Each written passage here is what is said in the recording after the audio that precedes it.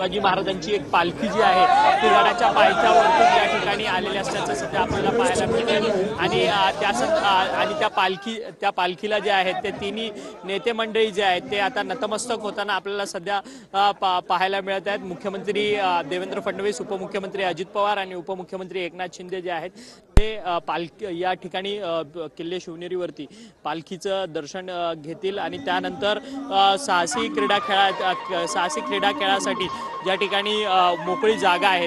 त्या ठिकाणी साहसी क्रीडा खेळाला जे आहे ती खऱ्या अर्थाने त्या ठिकाणी सुरुवात होणार आहे आणि संपूर्ण कार्यक्रमानंतर पुन्हा मान्यवरांचं भाषण देखील या ठिकाणी होणार आहे आणि ह्या संपूर्ण भाषणाकडे लक्ष लागून राहिले कारण की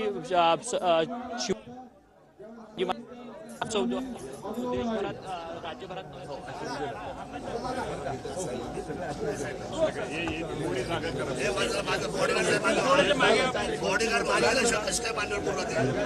जो आहे तो या ठिकाणी